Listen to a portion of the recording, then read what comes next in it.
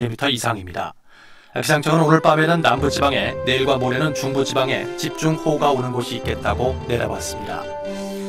KBS 제1라디오 저녁 종합뉴스 아나운서 박지원, 이재홍이었습니다.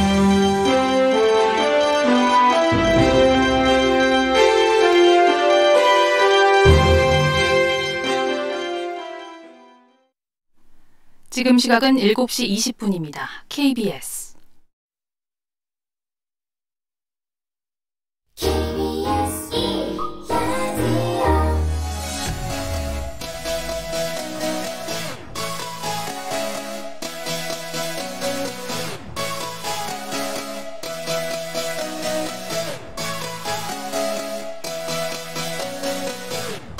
KBS 열린 토론.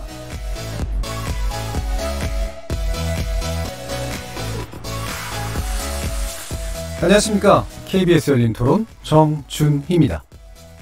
조국 법무부 장관 후보자의 기자회견을 보면서 그 후보자의 자녀의 노무 문제라던가 친척에 관련된 이제 사모펀드 투자에 관련된 그동안의 의혹이 있었던 부분들이 많이 좀 해소가 됐다고 생각이 들어요. 그리고 이제 법무부 장관으로 적절하다고 저는 생각을 하고요. 다 알 수 있는 내용들도 모른다 그렇게 답을 했습니다.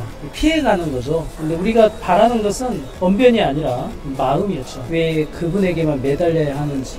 분명히 더 좋은 분이 있지 않겠습니까? 나름대로 소신껏 하려고 하니까 지켜봐 줌으로 해서 그게 그런 역할은 되지 않을까. 완벽할 수도 없고 마음에 썩 드는 것만은 아니지만 일단 방향성은 저는 맞다고 봐요. 지금 할 말을 하고 있어서 일단은 지켜보면서 응원해주고 싶은 마음이긴 해요. 그 사람이 되면 안 되는 것 같고, 글쎄요, 뭐 신뢰가 안 가니까. 교수 출신인데도 내가 이거 끝나면 글로 또 가야 된다는 그런 거 자리도 남겨놓은 것도 그렇고 좀 마음에 안 들었죠. SNS나 이런 거에 썼던 글이나 이런 게 너무 지금 상황이랑 달라서 그래서 문제를 삼고 있는 거 아닌가. 임명은 어차피 될 것 같은데 문제는 많다 뭐 이렇게 생각하는 거. 뭐 계속 지금 이렇게까지 나오는데도 사퇴를 안 하는 거 보면은 뭐 임명은 되지 않을까 생각하는 쪽이 많은 것 같아요.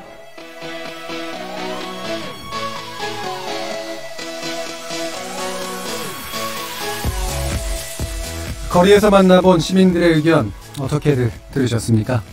오늘 토론 주제는 바로 조국 후보자 기자간담회 무엇을 남겼나입니다. 동남아 순방 중인 문재인 대통령, 오늘 조국 법무부 장관 후보자와 인사청문 대상자 6명에 대해 인사청문 경과보고서를 오는 6일까지 재송부해달라고 국회에 요청했습니다. 사실상 국회 보고서 채택 여부와 큰 관련 없이 조국 법무부 장관 후보자 임명이 강행되는 것 아닌가 하는 뜻으로도 읽힐 수 있을 텐데요. 관련해서 정치권의 파장은 이후로도 계속될 것 같습니다.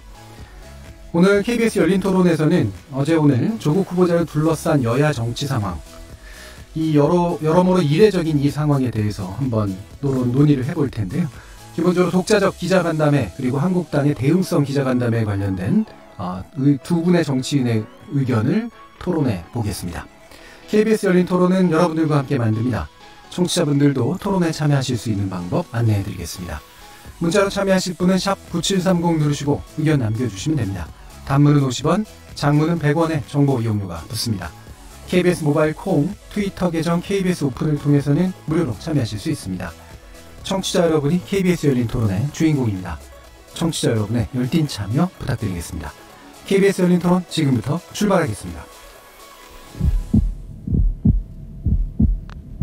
살아있습니다.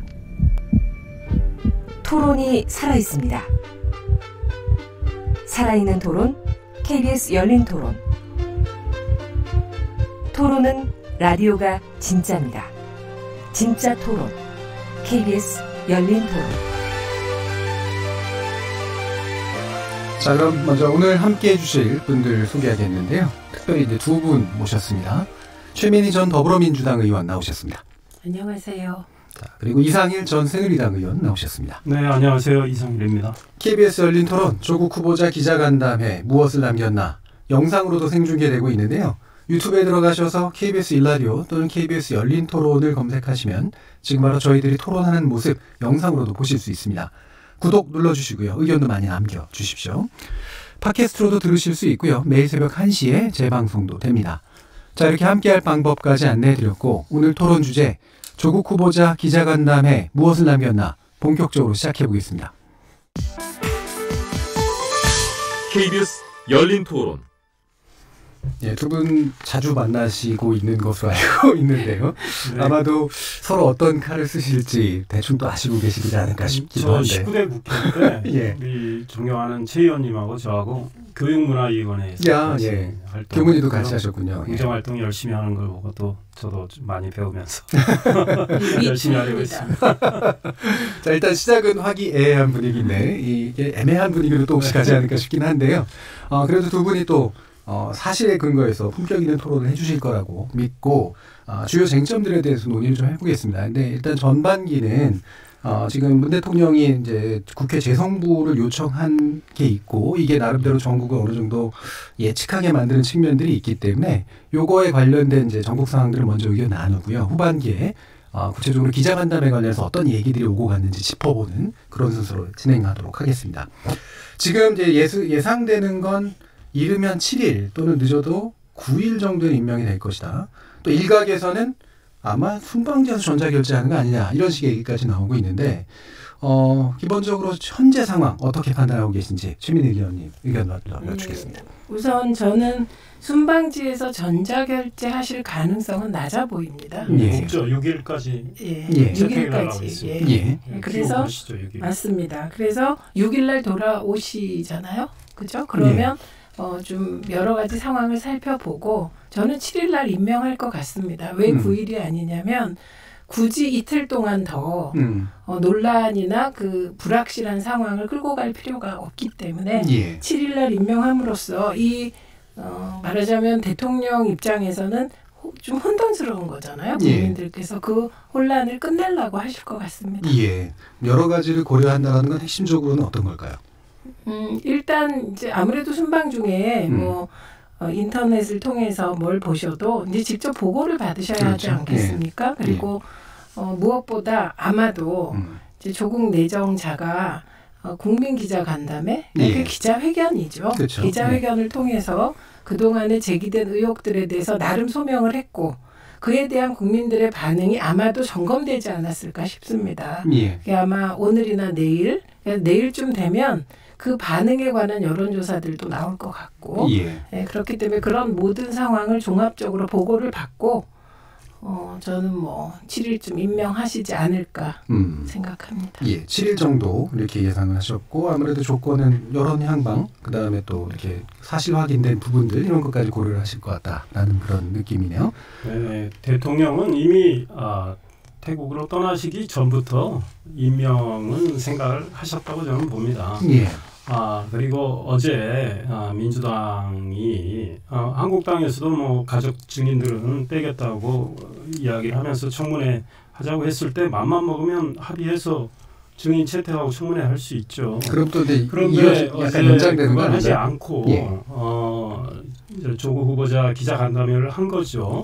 게다가 기자들이 갑작스러운 통보에 좀 준비 부족이고 당황하고 해서 왜냐하면 질문할 게 많기 때문에 어제도 오랫동안 간담회가 진행이 되지 않았습니까? 그래서 하루를 좀 시간을 달라 기자들이 질문도 정리하고 그랬는데 조국 후보자는 어제 꼭 해야 되겠다. 그래서 민주당이 조국 후보자 입장을 받아줘서 민주당이 우총장을 잡아가지고 우총을 한다고 해놓고 조국 후보자 기자간담회를 한 거란 말이에요. 그 장소에서. 그래서 그와 관련해서 오늘 국회 예결위에서 국회 유인태 사무총장도 민주당 출신이시지만 이게 국회 내규에 어긋날 수 있다는 취지의 답변을 했습니다. 그래서 좀 더 살펴보겠다 그랬는데 저도 기자로서 국회를 오랫동안 취재했고 국회 경험이 있지만 정당이 우총장으로 잡아놓고 그걸 다른 용도로 활용한 것은 처음 있는 일이라고 생각합니다. 그런데 왜 그랬을까? 청문회는 결국 민주당이 계속 청문회를 통한 소명 기회를 달라고 했지만 그래서 정말 의혹을 소명하겠다 이런 이야기를 했지만 사실은 가족 증인 채택 안 하고 하는 것은 정말 진실된 의혹 규명을 하려는 의지가 있었느냐 이런 문제 제기를 하고 싶고요. 결국은 그게 안 되니까 이제 조국 후보자 간담회를 통해서 소위 조국 후보자 입장에서 하고 싶은 이야기 다 한 어제 간담회였단 말이죠. 이제 그거가 끝났기 때문에 이제는 민주당과 청와대가 일제히 의혹은 거의 소명이 다 됐다. 이런 입장 아닙니까? 근데 조 후보자가 어제 내가 주변을 잘 살피지 못한 미찰이 있다. 그 다음에 사실관계에 대해서 내가 잘 모른다. 관여하지 않았다. 사실 그런 게 죄라면 죄일 뿐 나는 그 외에 잘못은 없다. 이런 취지의 이야기란 말이에요. 이렇게 조 후보자가 이제 일방적으로 이야기했는데 그걸 다 믿으라 이 얘기잖아요. 아니, 내가 아니라면 아닌 거지. 뭐 이런 취지의 지금 민주당과 청와대가 이제 소명이 됐다고 말하고 있으니 참 좀 답답합니다. 그런데 이제 어찌 됐든 대통령이 임명하시기 위한 일종의 여러 가지 스텝 바이 스텝이죠. 그러니까 이제 여러 가지 절차 또는 요식행위 이런 걸 거쳐서 대통령께서 이제 4일 정도 말미를 주고 청문 이제 보고서 채택을 다시 요청을 했는데 지금 청문회 안 하겠다는 거죠. 지금 한국당 빼고도 정의당조차도 바른미래당, 민주평화당 일단 정국 상황에 대한 판단을 먼저 좀 청문회를 말씀해 제대로 하려면 증인 채택을 해야죠. 증인을 채택을 의결해서 송달을 해야 되는데 5일간의 시간을 줘야 됩니다. 그러니까 청문회를 정말로 하려는 의지가 있다면 8일 이후에 가능한 거예요. 그런데 6일까지 시간을 주신 것은 이제 청문회 안 하고 임명하시겠다 이거죠. 그러니까 대통령이 그 이후에 벌어지는 이제 여러 가지 전국의 만약에 병색 또 뭐 야당의 여러 가지 반발 이런 거에 대한 거는 이제 대통령 또 여당이 앞으로 책임을 져야 되겠죠. 그러니까 너무 많은 얘기가 한꺼번에 나서 제가 약간 좀 잘라가지고 좀 말씀을 좀 드려볼게요. 제가 몇 가지 말씀하신 거를 지적하실 게 좀 있으실 것 같은데 일단 먼저 지적하실 거를 제가 이제 먼저 약간의 질문을 좀 넘겨드리면 일단 요약을 해보면 민주당하고 대통령은 애초부터 수순을 잡아가지고 이렇게까지 밀고 온 거다. 청문회 하고 싶지 않았다. 근데 이런 식의 취지이신 것 같아요. 어떻게 보시나요? 우선 너무 많은 쟁점을 던지셨는데 저는 청문회를 가장 하고 싶은 사람은 조국 내정자였다고 생각합니다. 그리고 오죽하면 기자회견 형식으로 해명을 했겠습니까? 그거를 후보자가 바라겠습니까? 그러니까 저는 이렇게 막 억측과 추측에 근거해서 뭔가를 넘겨짚고 이것은 좀 곤란하다고 생각하고요. 저는 거꾸로 오늘 했던 자유한국당의 기자간담회를 보면서 거기에서 새롭게 나온 사실은 주모 의원이 얘기한 구체적인 성적 뿐입니다. 나머지는 다 재탕 삼탕에 그걸 더 심한 말로 비난하는 정도였기 때문에 아마도 자유한국당이 그동안의 의혹으로 제기된 것들을 사실로 증명할 자신이 없어서 청문회를 계속 안 하는 방향으로 이끌어왔고 이제 와서 청문회 하겠다는 건 의도가 딱 하나죠. 이거를 추석 전까지 계속 끌고 가서 이 두리뭉실한 의혹의 분위기. 사실은 저는 오늘 사모펀드부터 웅동학원 하나하나 따져보길 원합니다. 이거 하나하나 따져보면 사실 의혹이 별로 없거든요. 근데 그렇게 따지기 싫은 겁니다. 그래서 이 분위기 속에서 추석을 맞고 어떻게든 조국 흔들기를 통하여 문재인 대통령 흔들기를 하고 싶은 거였지 지금까지 청문회를 안 하고 9월 2일, 3일까지 잡아놓고 끝까지 팔순 노모와 아내와 딸, 가족 증인으로 고집하면서 청문회 못하게 해놓고 막상 조국 내정자가 기자간담회를 하겠다나 생방으로 이렇게 나오니까 청문회 하자 이렇게 나온 것이거든요. 근데 그 말을 어떻게 믿습니까? 그것도 당장 하자는 것도 아니었어요. 5일 6일 하자. 그랬다 지금은 또 8일에 하자 이러고 있는 것이거든요. 그래서 그 말씀은 틀리신 것 같고 나머지 언론에 대해서 말씀하신 것 중에 하루 늦춰달라는데 왜 안 늦춰줬냐. 이해할 수가 없습니다. 왜냐. 그렇게 많은 기사를 쏟아내고 그럼 그 기사들은 다 정리되지 않은 상태에서 막 쏟아냈단 말입니까? 언제든 준비되어 있어야 하는 게 언론인데 이번에 언론에 대한 실망이 저는 말도 못하게 큽니다. 그다음에 조국 내정자가 내가 해명했으니 아무것도 아니다. 그러지 않았죠. 조국 내정자가 몇 가지 지점에 대해서는 예를 들면 서울대 장학금에 관해서는 그 서울대 장학금을 준 쪽에서 해명을 해줘야 될 것이다. 이렇게 얘기를 했고 그 단국대 제1저자 건도 그거는 그 교수님이 제1저자로 올린 거지 조국 내정자 딸이 올린 게 아니기 때문에 이거는 그 교수님이 대답을 해 주셔야 되는 문제다. 그리고 고대의 경우도 이 논문이 어떻게 쓰였는지는 그 조국 내정자 딸은 그 제1저자라는 말을 쓴 적도 없고 그 논문을 제출한 적도 없으니 이 부분 역시 고대가 답해야 된다. 그래서 확인돼야 될 것들이 남아있는 것이죠. 그래서 저는 청문회를 이런 것들을 다시 확인할 수 있다면 어떤 방식으로든 단축해서 그럼 내일이건 모레건 하시기 바랍니다. 예. 질질 끄시지 말고. 저는 간단히만 말씀드릴게요. 다시 한번 넘길게요. 쟁점에 대해서는 나중에 나중에 할 거고 장학금이나 논문은 나중에 하고 일단 조국 후보자가 가장 청문회를 하고 싶었을 것이라고 본다. 우리 제 의원님 저는 그렇게 보실 수 있다고 봐요. 그런데 정말로 청문회를 통해서 모든 의혹을 소명하고 털 건 털고 하려는 의지가 있었다면요. 가족 문제에 대해서 조국 후보자가 과감하게 수용할 수도 있었던 거예요. 적어도 따님하고 어머님은 그렇다 쳐요.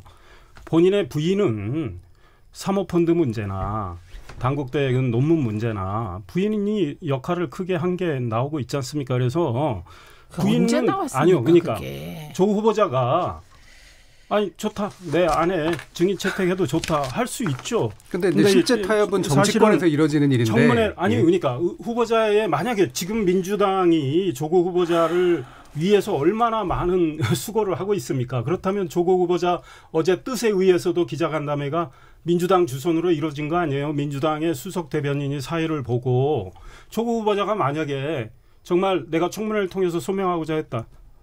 내 아내 정도는 내가 증인 채택하는 거 오케이 하겠다 했다면 저는 청문회 이루어질 수 있었다고 봐요. 근데 그거는 증인 일단은 문제만 말씀하실 건가요? 이제 증인 문제 그 이야기 하고요. 언론에 대해서 말씀하셨는데 그러니까 지금 계속 몇 가지 쟁점 하지 말고 하나씩만 해요. 언론에 대해서 아니 언론은 의원님이 먼저 말씀하셨기 그러니까 때문에 제가 생각하는 저도 언론인 출신입니다. 언론인이 항상 준비되어 있어야 하는 건 사실은 그건 언론인이 그래야 되겠죠. 그런데 보세요. 우리 의원님. 우리도 맡은 분야가 있잖아요. 갑자기 맡은 분야가 아닌 쪽에 대해서 무슨 묻는 장이 열린다면 우리 준비가 돼서 제대로 물을 수 있겠습니까? 민주당에 어제 등록된 기자들, 그러니까 언론사의 기자들이 와 있어요. 그러니까 민주당 출입 기자가 상당히 와 있었고 나중에 이제 법조 기자도 왔는데 이제 지금 제가 신문사 출신인데 이렇습니다. 그러니까 조국 후보자의 신상과 도덕성을 취재하는 팀은 따로 있어요. 그리고 이제 민주당 출입 기자들은 어떤 일을 하느냐? 민주당에서 조국 후보자에 대한 여러 가지 입장, 그리고 한국당이 비판하는 것에 대한 반응, 뭐 이런 것들을 취재한단 말이에요. 그러니까 사실은 그 민주당 기자들이 조국 후보자의 지금 의혹이 너무나 많기 때문에 다 그 팩트를 정확히 집어넣을 수가 없어요. 그렇기 때문에 준비 시간이 필요했던 겁니다.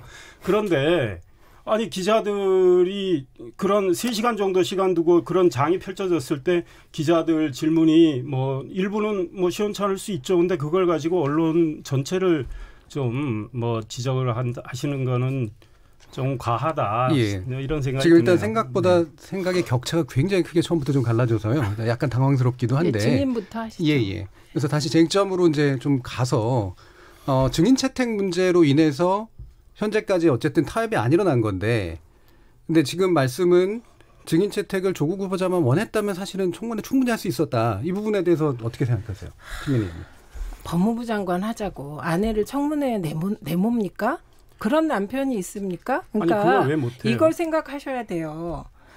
인사청문회의 목적이 한 가정을 흔들고 그 가정을 파탄내는 겁니까? 그게 이 세상에 아니잖아요. 어떤 그 남편이 사실 별 잘못도 없는 아내를 청문회에 내몹니까? 그러니까 저는 이렇게 얘기하는 거예요.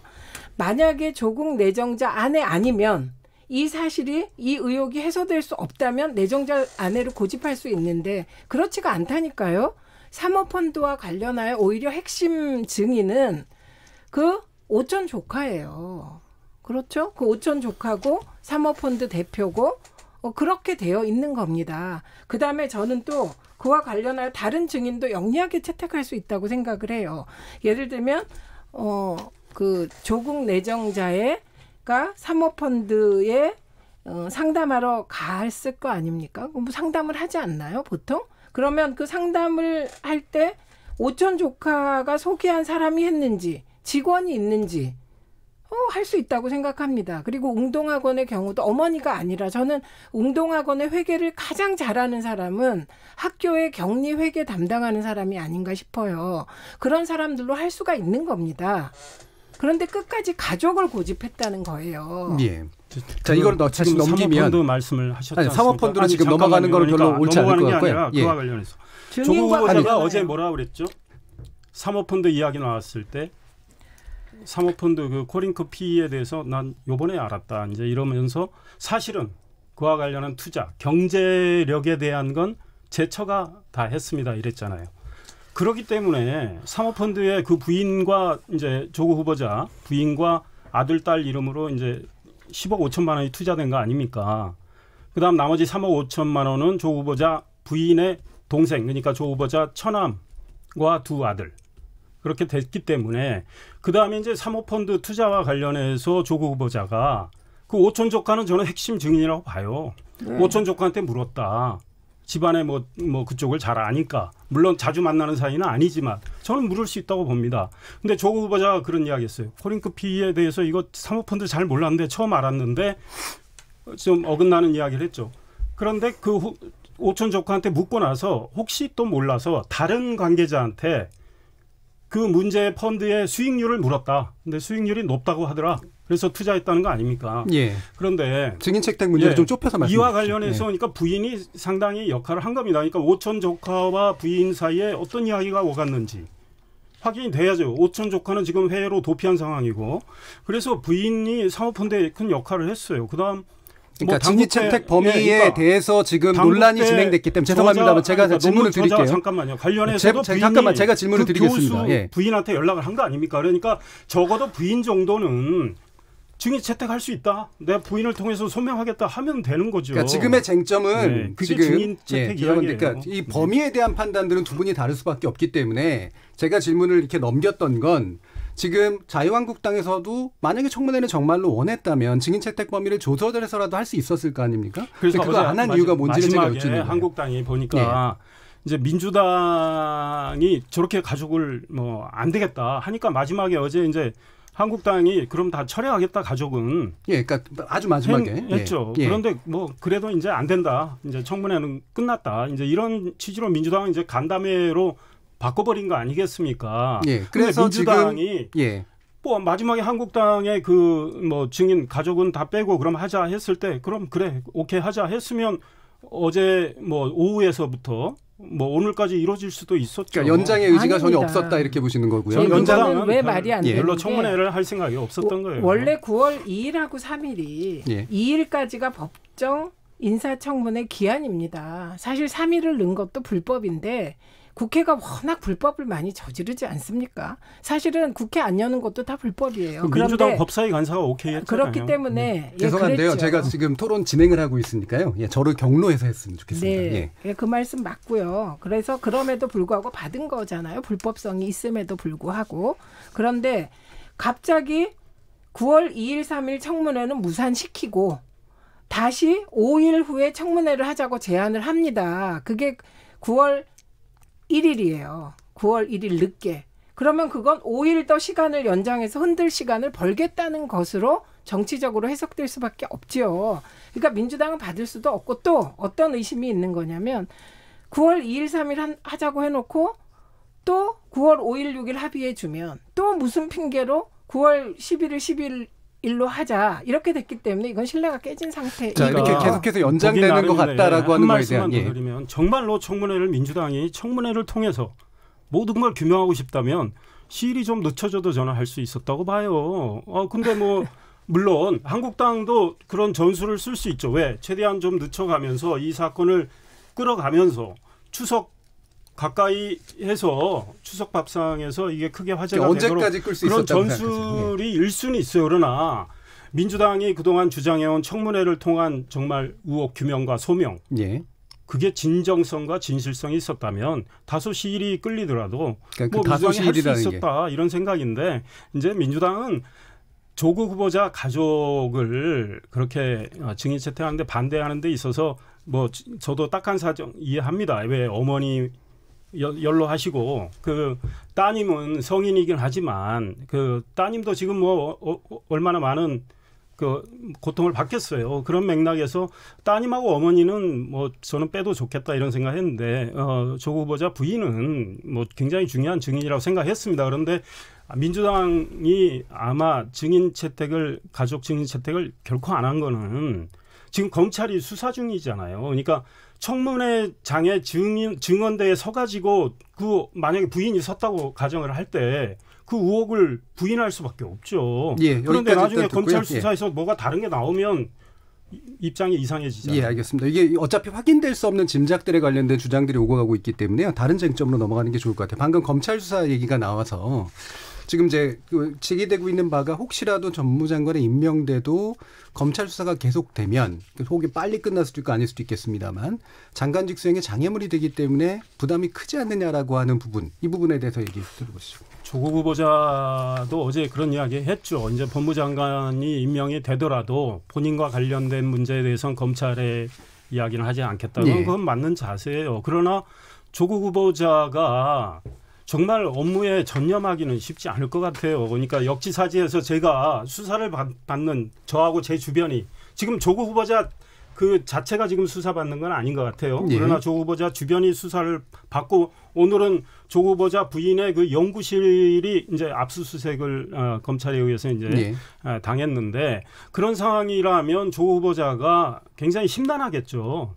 그러다가 수사 결과가 어떻게 나올지는 모르죠. 지켜봐야 되는데 지금 우리 이제 최 의원님 아까 이 뭐 웅동학원 사모펀드에 대해서 불법성이 없는 것처럼 말씀하셨지만 그거는 이제 검찰 수사를 지켜봐야죠. 지켜봐야 되는데 만약에 조국 후보자 본인의 불법성은 뭐 검찰이 뭐 확인을 못해서 발표하지는 않아도 그 주변과 관련해서 불법성이 일부 확인이 되고 만약에 구속영장을 치거나 청구하거나 이렇게 할 때 조국 후보자 입장은 굉장히 난처해지겠죠. 법무장관으로서. 그러니까 저는 조국 후보자가 과거에 트위터에 남기신 말씀이 맞는 것 같아요. 물론 사안은 좀 다르긴 하지만 조윤선 여성부 장관이 수사 대상이 됐는데 무슨 염치로 그 자리에 앉아 있느냐.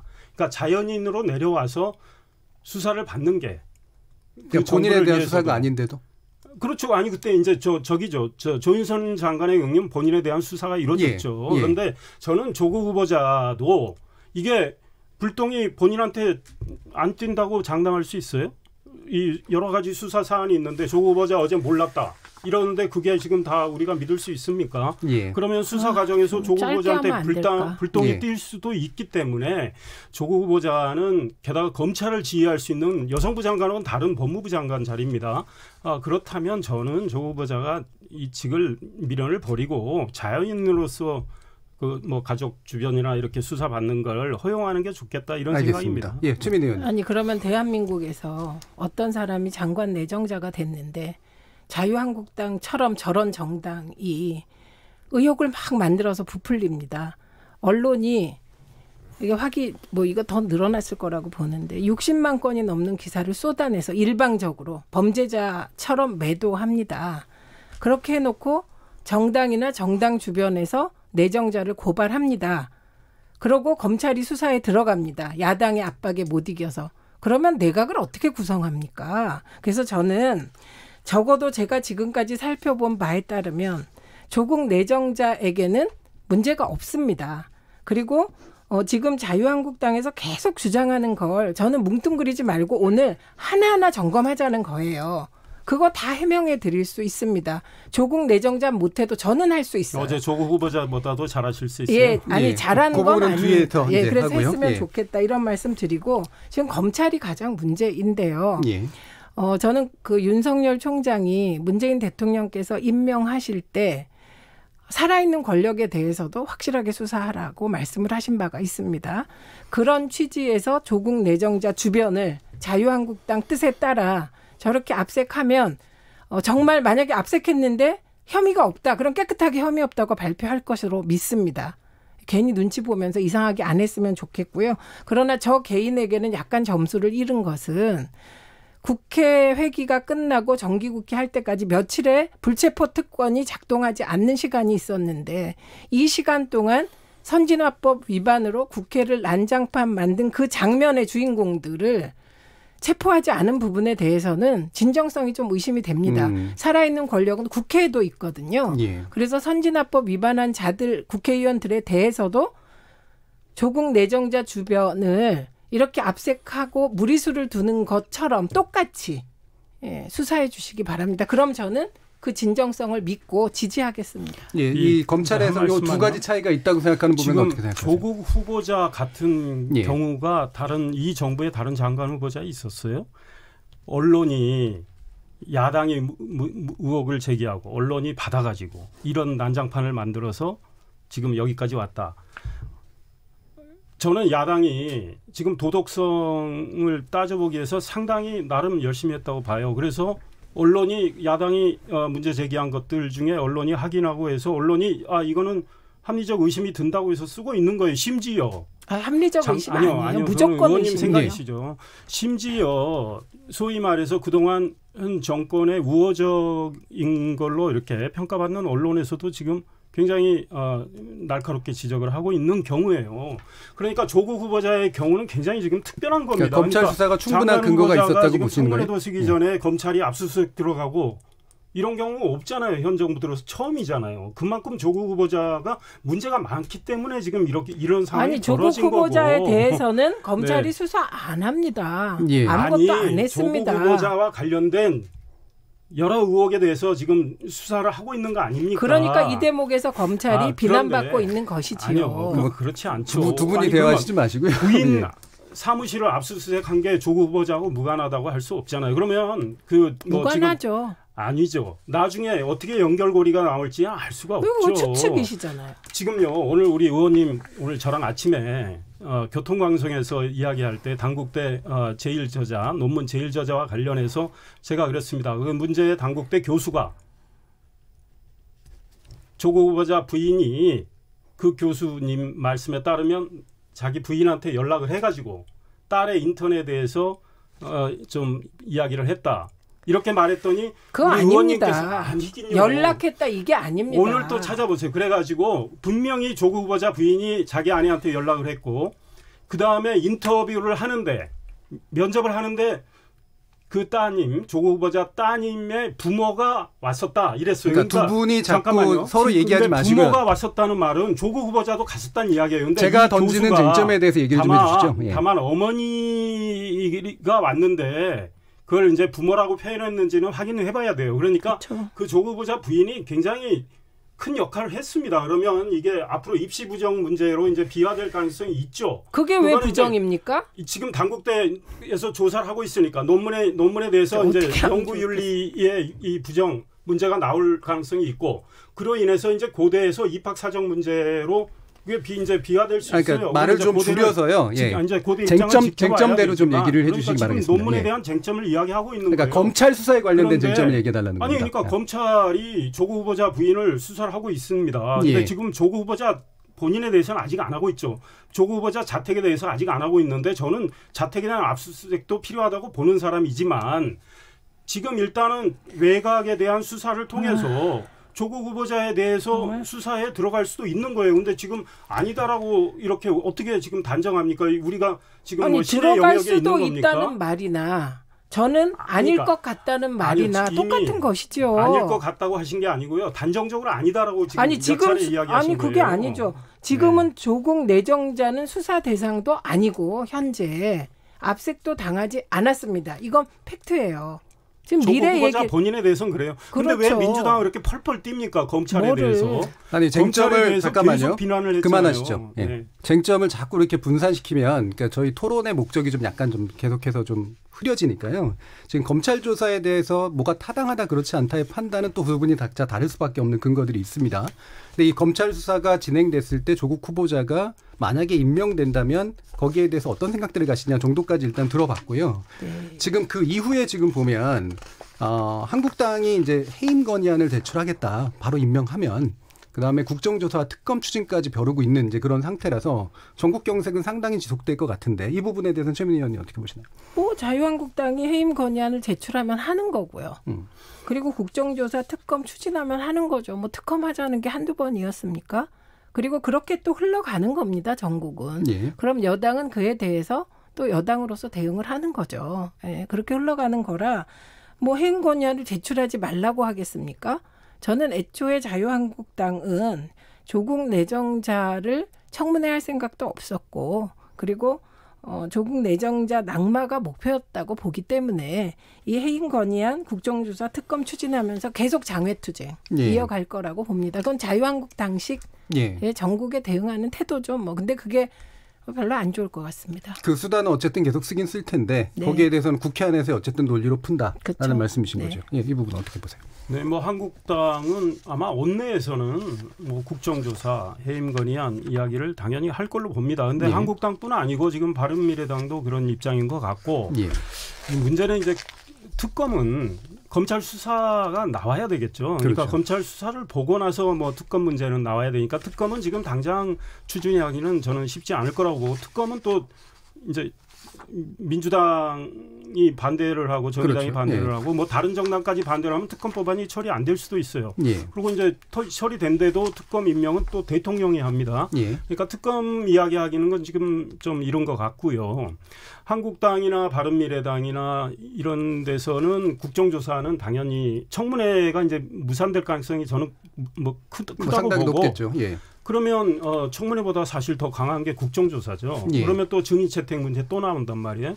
근데 이제 국정조사에 대해서는 과연 국회에서 뭐 안건이 상정돼 가지고 가결이 되느냐의 문제가 있지만 가결될 수도 있다고 봅니다. 왜냐하면 지금 민주평화당이나 민주평화당에서 탈당한 대한정치연대의 그분들, 그다음 바른미래당, 한국당. 만약에 이분들만 뜻이 모아지면 사실은 과반이 되거든요. 정의당은 저는 아직은 모르겠어요. 정의당도 오늘 이 데스노트라고 소위 그러잖아요. 조국 후보자에 대해서 어떤 입장을 정할지. 데스노트면 노인데 이걸 할지 말지를 오늘 결정하려다 못했는데 정의당이 국정조사는 반대한다고 해도 그러면 민주당, 정의당 국정조사 반대해도 나머지 다수가 하면은 국정조사 안건은 통과될 수도 있죠. 물론 뭐 여야 간에 이제 협상이 되는 영역이니까 우리가 지금 예단할 수는 없습니다. 그다음 한국당이 장애투쟁하는 거는 원내 병행투쟁이니까 지금 이제 국회의 정기국회 일정은 어제 합의했거든요.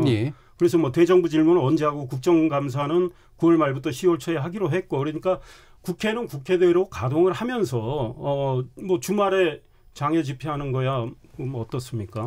그러면 바로 이제 질문을 드릴게요. 바른미래당 오신환 대표 얘기가 나왔으니까 지금 검토한다라는 전제를 깔고 있긴 하지만 권한남용 등의 혐의로 이제 고발하겠다 이런 식의 반응을 보였는데 이게 어느 정도 가능하다고 보세요? 그러니까 이제 그 대통령에 대한 고발까지 포함이 돼 있잖아요. 그런데 바른미래당도 그만큼 지금 어제 기자간담회를 하고 그걸를 통해서 이제 의혹이 소명됐다고 이제 청와대와 민주당에서 주장을 하고 그다음에 이제 대통령은 약간의 말미를 나을 말미를 주시고 이제 임명을 만약에 하시고 하는 이거에 대해서 도저히 수용할 수 없다는 입장에서 그러니까 그런 입장은 충분히 이야기하고 판단의 근거에 대한 판단을 글쎄요. 그거를 이제 그 권한남용의 영역 그러니까 사실은 이제 지금 뭐 소위 이제 전 정권에 대한 여러 가지 수사에서도 뭐 그 권한남용 문제가 많이 있었는데 지금 그 문제 가지고 저는 검찰이 대통령에게까지 권한남용 가지고 뭐 고발된 걸 가지고 수사하리라고 생각하지. 권한남용 사실 법적으로 적용하기 어려운 문제잖아요, 최민희 의원님. 그러니까 이거는 인사청문회법을 잘 이해하지 못한 데서 오는 겁니다. 인사청문회법에 따라 대통령은 법을 운영하고 있는 겁니다. 청문회 요청했고 청문회가 안 열렸고 그다음에 이제 재송부 기간을 뒀고 그러고 나서 임명하는 건 전혀 이건 법적 문제가 없고 권한남용도 아닙니다. 그러니까 저는 인사청문회를 왜 두었는지 이 부분에 대해서 좀 그 야당 의원들이 조금 생각을 하셔야 될 것 같습니다. 이게 무슨 권한남용입니까? 대통령의 인사권 행사입니다. 알겠습니다. 그 전반기에서는 그 지금 청문회가 무산되고 기자간담회가 열린 이 국면의 정치적 의의에 대해서 몇 가지 좀 다뤄봤고요. 두 분의 전직 의원들을 모시고 이 이후의 논의는 구체적으로 기자간담회하고 그다음에 자유한국당에서 또 열었던 기자간담회 내용들이 어떻게 쟁점 충돌이 되는지를 몇 가지 더 일부 짚어보도록 하겠습니다. 앞에서 좀 얘기가 나가긴 했습니다만 좀 더 구체적인 것들을 짚기를 또 바라시기 때문에 후반부에서는 그에 대한 논의를 좀 더 진행할 수 있을 것 같습니다. 전반부 토론은 일단 여기서 마치겠습니다. 여러분께서는 KBS 열린 토론과 함께하고 계십니다.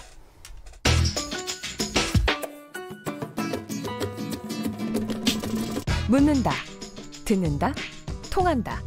KBS 열린 토론. 듣고 계신 청취자 여러분 감사드립니다. 들으면서 답답한 부분은 없으신가요? 궁금한 점은요? 그렇다면 함께 토론에 참여하시죠. 유료 문자 샵 9730을 이용하시면 됩니다. 단문은 50원, 장문은 100원의 정보 이용료가 있습니다. 스마트폰 어플리케이션 KBS 모바일 콩을 통해서도 무료로 참여하실 수 있습니다. KBS 열린 토론은 언제나 열려 있습니다. 듣고 계신 KBS 열린 토론은 매일 밤 1시에 재방송됩니다. 자, 그럼 지금부터 청취자들이 보내주신 의견만까지 들어보고 가죠. 정의진 문자캐스터. 네, 안녕하십니까. 문자캐스터 정의진입니다. 조국 후보자 기자간담회 무엇을 남겼나라는 주제로 청취자 여러분이 보내주신 문자 소개해드리겠습니다. 먼저 콩 아이디 자중하자님.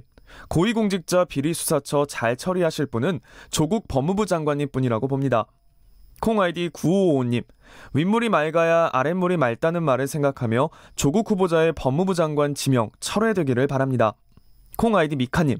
조국 후보자 사실은 지금까지 나온 의혹을 보면 자격 논란 인정합니다. 하지만 그분만큼 부패 정권, 부패 권력 집단을 개혁하고자 하는 신념을 가진 분 또한 없습니다. 국민들을 실망시킨 만큼 뼛속까지 반성하고 국민을 위해 소신껏 정책을 펼치면 된다고 봅니다. 라고 보내주셨고요. 콩 아이디 5257님. 어제 진행된 조국 후보자의 기자간담회 잘 들었습니다. 역시나 배운 사람이나 덜 배운 사람이나 궁색한 답변으로 피해가기는 똑같더군요. 그간 그분을 신뢰했던 마음에 너무나 깊은 상처를 받았습니다. 기자간담회가 아니라 조국 후보자의 간곡한 변명의 자리였던 것은 아닌가 하는 실망이 들었습니다. 콩 아이디 8818님. 어제 기자간담회, 기자들이 제대로 된 질문을 해야 답변도 똑바르게 나온다고 봅니다. 도대체 자한당은 무엇이 두려워서 조국 법무부 장관 임명을 반대하는지 이해가 안 갑니다. 궁금합니다 해주셨네요. 콩 아이디 2475님. 예전부터 청문회 안 하면 조국 후보자가 국민청문회 형식으로 국민에게 소명하겠다고 여러 번 의사를 밝혔습니다. 왜 청문회는 하지 않고 이제 와서 그러는 건가요? 콩 아이디 8834님. 왜 국회의원들은 청문회 법을 지키지 않는지 묻고 싶네요. 의원님들, 국민들에게 미안하지 않으십니까? 유튜브로 의견 주신 박하롤 청취자분. 의원님들, 인사청문회는 장관 되고 나서 하실 건가요? 라고 해주셨고요. 콩 아이디 선다리님. 토론자 그리고 의원님들께 부탁드립니다. 제발 심증만 가지고 얘기하지 말아주세요. 법적으로 문제가 될 수 있는 물증 가지고 얘기 부탁드려요. 콩 아이디 9567님. 검찰 압수수색 들어가는 것이 아무 이유 없이 한다는 말입니까? 해주셨고요. 콩 아이디 7656님. 건국 이래 최고의 검증과 최고의 수준 있는 기자들의 질의에 의해 새 법무부 장관이 탄생될 것 같습니다. 유튜브로 의견 주신 NI킴 청취자분. 노무현 대통령 때는 주변 진술이라도 있었죠. 지금 이 사태는 과연 뭔가요? 유튜브로 의견 주신 카에선 청취자분. 아이쿠 밤새 토론해주세요 라고 보내주셨습니다. 네, KBS 열린 토론. 지금 방송을 듣고 계신 청취자 모두가 시민 논객입니다. 청취자 여러분들의 날카로운 시선과 의견 기다립니다. 지금까지 문자캐스터 정의진이었습니다. 뭐든지 이야기해.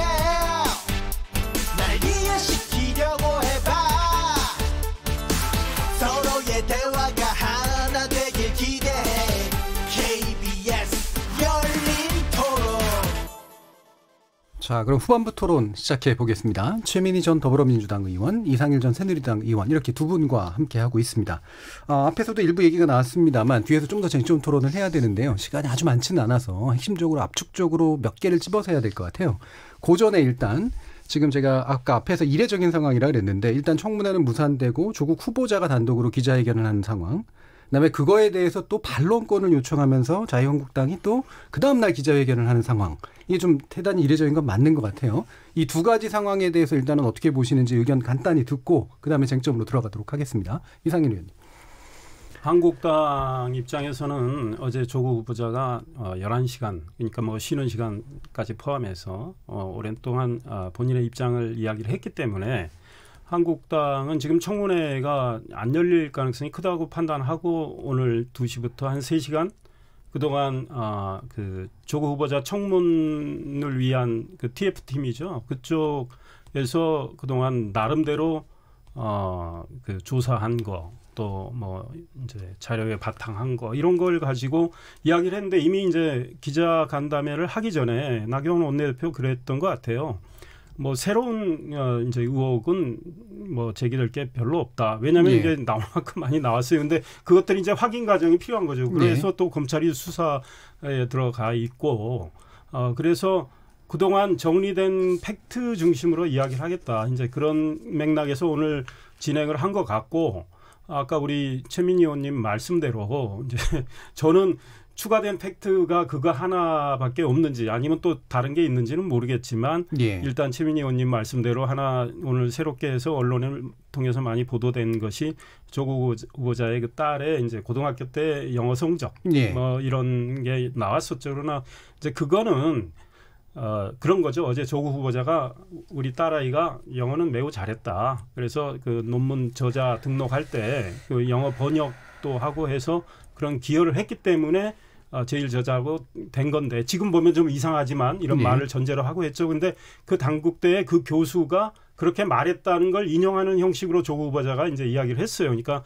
한국당은 그런 주장을 한 거죠. 그 성적을 내면서 뭐 그 성적이 그렇게 아주 훌륭한 영어 실력이냐 이제 이런 문제 제기를 했는데 저는 뭐 이게 뭐 아주 중대한 무슨 문제 제기라고는 생각하지 않습니다. 예, 알겠습니다. 좀 중대한 문제 제기는 아니라고는 일단 보셨는데 두 가지 답변하면 되겠죠. 우선 국회가 적법한 인사청문회를 못 열고 조국 내정자는 불가피했지만 국민 간담회 형식의 기자회견으로 해명을 한 것. 또 자유한국당은 자유한국당대로 따로 기자 간담회를 열어서 또 조국 후보자를 공격하는 이 행태가 국민들께는 굉장히 죄송하다고 봅니다.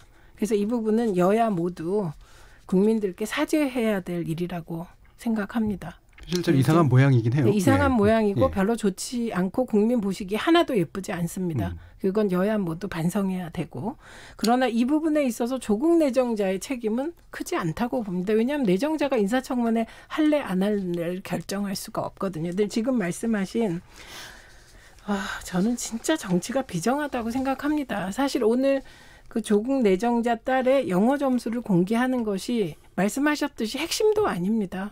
그런데 끝까지 이렇게 하는 게 정치가 참 비정하다 싶은데 오늘 얘기한 게 영어 작문 독해 평가가 상당히 하위 등급으로 6등급, 회화 4등급, 그래서 전반적으로 4 내지 6등급이었다. 이렇게 얘기하면서 이런 영어 실력으로 무슨 그 영어 논문을 뭐 쓰느냐 이런 얘기가 나왔거든요.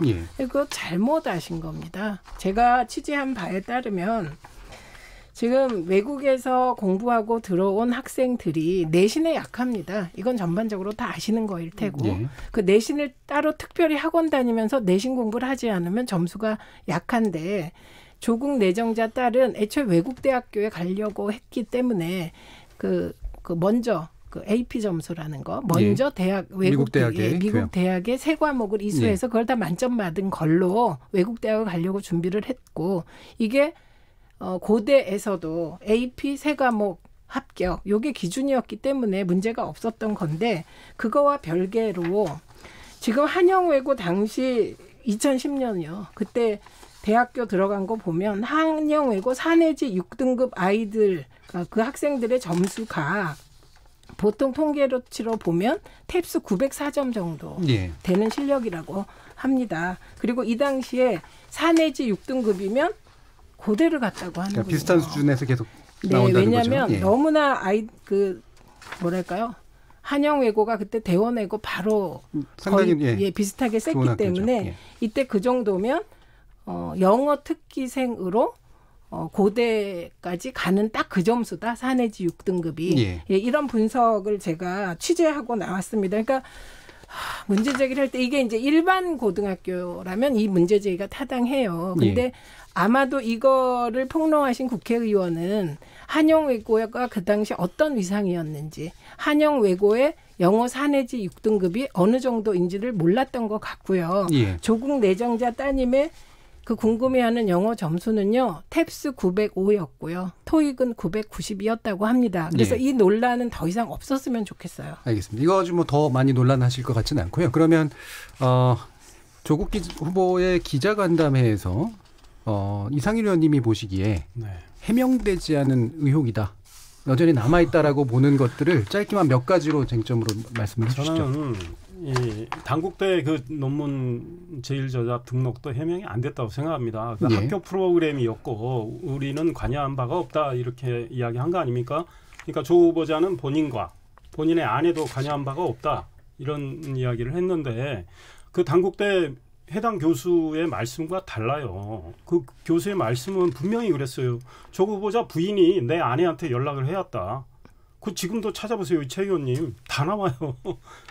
일단 동아일보 문제. 인터뷰, 예. CBS 인터뷰 다 나옵니다. 그다음에 그 딸을 조국 후보자 딸을 본인이 면접을 할 때 무슨 표현을 썼냐면 조국 후보자 딸의 부모가 같이 왔다 그랬어요. 그래서 제가 그러면 조국 후보자는 뭐 그 교수를 모른다고 했는데 그러니까 이분이 어머니만 왔는데 그거를 표현을 부모라고 했을 수는 있어요. 그런데 분명히 인터뷰에는 부모라는 표현이 돼 있어요. 그러면 아버지 어머니가 같이 갔다는 뜻 아닙니까? 그러니까 논문 문제에서의 핵심은 그 말이 어긋나는 거에 있다고 조국 보시는 거예요? 후보자의 예. 그 뭐 우리는 관여한 적이 없고 이거는 학교 프로그램이라고 그랬는데 학교에서는 그런 프로그램 한 적이 또 없다고 그래요. 그렇기 때문에 앞으로 이거는 더 그러니까 지금 뭐 수사에 들어가 있는 거 아닙니까? 그 대목도 수사에 들어갔고 오늘 검찰이 그 당국대 장 교수를 지금 참고인 신분으로 불러서 조사를 하고 있는 거 아닙니까? 예. 오늘. 그래서 그 다음에 이제 그 제1 저자 등록과 관련해서 조국 후보자는 내가 지금 보니 좀 이상하다. 그러나 10년 전에는 그 제1저자, 제2저자 뭐 이렇게 가르는 게 좀 느슨했을 수 있다. 이랬지만 의협 같은 데서 의학계에서 지금 다 반발하고 나섰어요. 그때나 지금이나 그 연구 윤리에 대해서는 아주 엄격했다. 그리고 조국 후보자 당시는 그 당시에도 서울법대 교수 아니냐.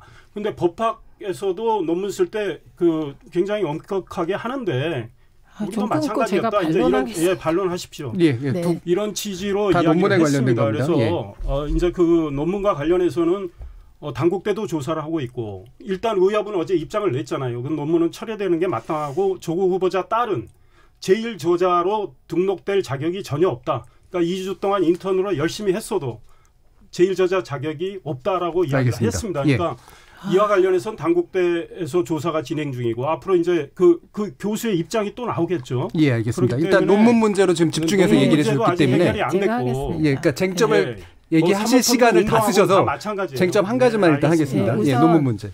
당국대 논문에서 핵심은 제1저자로 되었다는 겁니다. 예. 그러니까 학생이 그 인턴 프로그램에 참여했다. 논문을 쓰는데 관여했다는 건 문제가 되지 않는 겁니다. 그러니까 어제 이거를 구분하셔야 되는데 뭉뚱그리면 안 된다. 이게 요 지점입니다.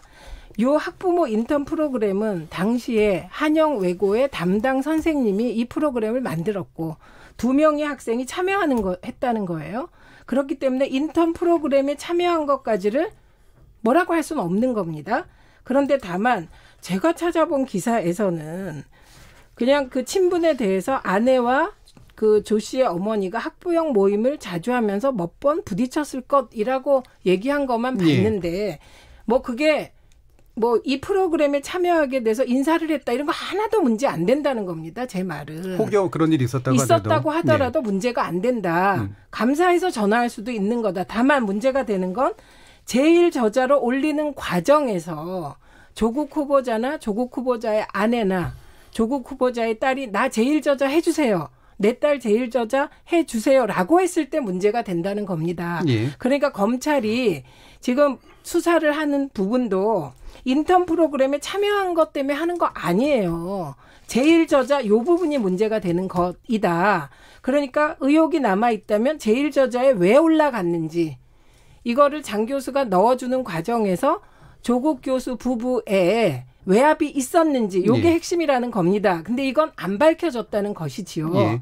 그다음에 또 하나 의협 얘기하시는데 저는 이걸 자꾸 의사학회라 그래서 의사학회 뭐 따로 있는 줄 알았어요. 의협은 최대집 회장. 예.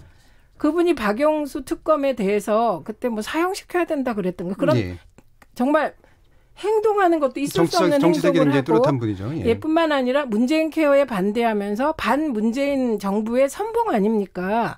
그런 분이 주도한 의협의 입장이 어떻게 객관적이라고 볼 수 있겠습니까? 그래서 남은 쟁점은 당국대 논문 제일 저자로 올라가는 과정에서 조국 내정자나 그 부인의 부탁이나 압력이 있었냐가 쟁점이지 나머지 막 이렇게 분위기 띄우는 건 그건 별 문제가 안 되는 것이다. 예, 이 논문을 통해서 대학에 부정 입학했다라고 하는 의혹에 대해서는 이 부분은 아닙니다. 그거는 또 다른 쟁점인데요. 이제 이 논문이 과연 대학에 입학하는 과정에서 어떤 영향을 끼쳤나에 대해서는 지금까지 딱 하나의 인터뷰밖에 나와 있지 않습니다. 그거는 중앙일보의 일요일자에 실린 당시 고대 입학팀장이라는 분. 중앙 썬데이 실렸죠. 예. 그 사람이 인터뷰를 한 내용이 있는데 조국 내정자 딸은 사실상 세계 선도 인재 전형이라고는 하지만 영어 특기자 전형이었다. 예. 그래서 거기에는 이런 그 의학 논문 이런 거는 고려될 여지가 없었다. 예. 그 많은 걸 한 것 같은데 불필요한 일을 했다는 요지의 인터뷰한 거. 예. 이게 고대 쪽에서 나온 입장 하나입니다. 이게 나중에 고대는 공식적으로 입장 발표를 해야 되겠죠. 예, 알겠습니다. 그러니까 자, 그러면 재반론을 짧게만 하시고요. 두 번째 쟁점으로 제일저자 가셔야 됩니다. 등록을 그러면 이제 조국 후보자 쪽에서 부탁을 했느냐 안 했느냐 그게 사실 중요한 그게 핵심입니다. 핵심이에요. 그런데 그 장영표 교수 그 인터뷰 CBS 김현정의 뉴스쇼 인터뷰 오래동안 길게 했습니다. 찾아보시면 다 나오는데요. 이렇게 말합니다. 제가 오딩은 그 자체로 정확히 말할 자신은 없어요. 예. 그러나 제가 그때 인터뷰 현장 저도 출연 전이어서 다 듣고 있었는데 원래 해외 대학에 가겠다고 했어요. 왜냐하면 이제 그 인턴을 두 사람이 했는데 한 명은 중도 탈락이고 조국 후보자 따님만 남았어요. 예. 그래서 해외 대학을 가려고 해서 이제 선의로 도와줬다 그랬어요. 선의로 도와준 게 이게 이제 논문 제일 저자 등록이란 말이죠.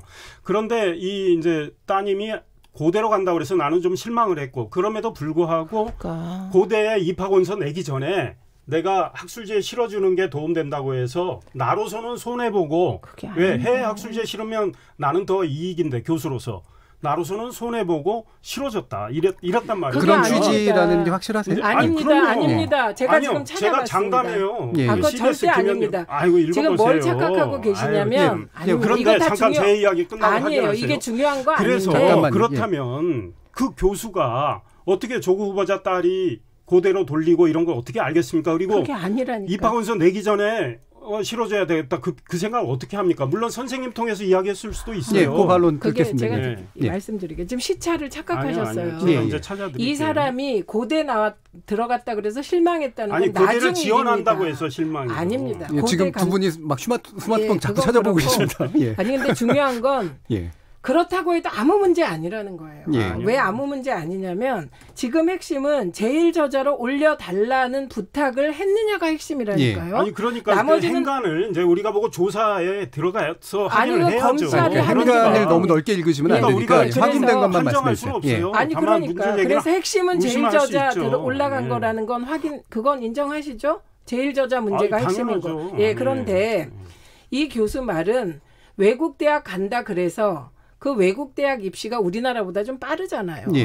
그러니까 그게 외국 그 저널에 실을 나다가 그 외국 대학의 입시 그 일정에 맞춰서 조금 빨리 우리나라 저널에 실었다는 얘기고요.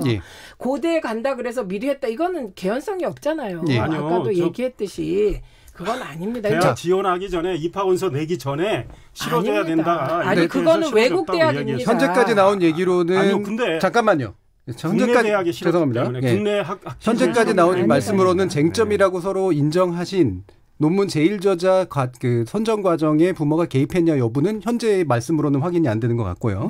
자, 두 번째로 사모펀드나 이런 식의 또 다른 쟁점에 대해서 문제 제기하실 거 없으신가요? 그러니까 사모펀드도요. 사실은 저는 사모펀드는 앞으로 많은 수사를 통해서 지금 전체적인 무슨 우리가 이제 가지고 있는 여러 의문들이 있는데 이게 현재는 지금 의문을 갖고 있는 상황인데 전체적인 진상은 모르겠어요. 예. 그러나 이제 제가 보기에는 이거는 앞으로 계속 커질 가능성이 있다고 생각을 합니다. 그래서 조국 후보자가 나는 사모펀드라는 걸 최근에 알았다. 이번 검증 과정에서 알았다. 그렇게 이야기했고 코링크도 몰랐다 그랬는데 사실 뭐 물론 관보에 기재해놓고 안 볼 수는 있어요. 그러나 그러니까 저도 어떤 포인트 때문에 커진다고 생각하세요? 이거는 일단 사모펀드의 실소유주 논란이 있지 않습니까? 실소유주 논란. 도망간 오촌 조카. 예. 조국 후보자도 빨리 왔으면 좋겠다고 하지만 아직 뭐 압수수색 하기 전에 그 오촌 조카하고 그 코링크 PE의 대표하고 그다음에 제가 회사명은 정확히 예. 기억 안 나는데 일단 그 어쨌든 우모 소유 문제. 대표 예. 세 사람이 지금 해외 나가버린 거 아닙니까? 그런데 정말로 그냥 보통 출장이라면 진즉 들었겠죠. 지금 꽤 기니까. 그런데 이제 이분들의 조사를 해야 정확한 게 뭐가 나온다고 보는데 우리가 이제 상식으로 생각을 할 때 조국 후보자 뭐 몰랐다고 하니까 뭐 지금 현재 당장은 그거를 제가 뭐 수사관도 아니고 따질 수는 없지만 10억 5천만 원을 부인이 펀드에 넣지 않습니까? 조국 후보자가 민정수석 되고 나서. 그러면 재산의 5분의 1을 넣는데, 저도 제 아내하고 약간의 투자를 할 때 서로 집사람이 투자 결정해도 저한테 상의도 하고 그래요. 그러면 묻고 오케이를 하는데 조 후보자는 아내가 알아서 한 것처럼 이야기했는데, 글쎄 그게 과연 믿을 수 있을까? 저는 이런 의문이 들고요. 예. 그 다음에 나머지 투자자가 조국 후보자 처남이잖아요. 처남하고 그 두 아들이에요. 그러니까 결국은 가족펀드임이 처음에는 그냥 사모펀드 이야기만 나왔을 때는 조국 후보자가 그냥 일반 투자한 것처럼 그러니까 간접 투자한 것처럼 해서 그럴 수도 있겠다 했지만 보니까 이게 가족펀드거든요. 그다음에 그거를 실제로 운영하는 주체가 또 오촌 조카일 수도 있고 오촌 조카하고 상의한 거는 지금 하긴 조국 후보자가 이야기했으니까 그렇다면 이게 간접 투자를 가장한 직접 투자일 수도 있겠다. 이제 이런 생각이 들고 이와 관련해서요. 한 말씀만 드리면 오늘 양홍석 변호사라고 참여연대 조 후보자 참여연대 출신인데 공익법센터 소장 이런 이야기 했더만요. 조국 후보자는 자세히 몰랐다 하더라도 10억 넘는 돈을 누가 움직이는지에 대해서는 확인 정도를 했을 거다. 근데 그래서 해명이 완벽하게 이루어졌다고 보지 않는다. 가족 돈을 모아서 운영하는 직접 투자에 더 가까운 간접 투자가 아닌가 이런 생각이 듭니다. 본인의 견해도 똑같으신가요? 네, 저도 이런 생각. 알겠습니다. 최민희. 네, 우선 사모펀드가 불법인가 아닙니다. 그건 불법 아니에요. 그다음에 두 번째 지금 말씀하신 건 브라인드 펀드. 근데 직접 투자하면 불법이에요. 죄송합니다. 그 쟁점이라고는 일단 말씀 나왔으니까. 그건 쟁점이 아니라 불법입니다. 그렇죠. 네, 지금 말씀하시는 건 쟁점이 아니에요. 그랬다면 그건 범죄입니다. 그래서 제가 범죄라고 하시려면 증거를 대라고 얘기하는 겁니다. 확인이 필요한 쟁점이라는 그렇죠. 말씀이고요. 예. 그다음에 그 얘기는 무슨 얘기냐면 사모펀드가 불법이라면 브라인드 펀드가 아니라는 얘기예요. 예. 왜 사모펀드는 공직자에게 허용하냐. 주식은 직접 투자지만 사모펀드는 투자하는 사람과 사모펀드를 운영하는 사람 사이에 칸막이가 쳐져 있다는 거예요. 근데 그 칸막이를 안 쳤을 거라고 의심하는 거예요. 그건 검찰 수사를 통해서 밝혀져야 될 일이고 지금 자유한국당이 얘기하는 건 저 정도가 아니에요.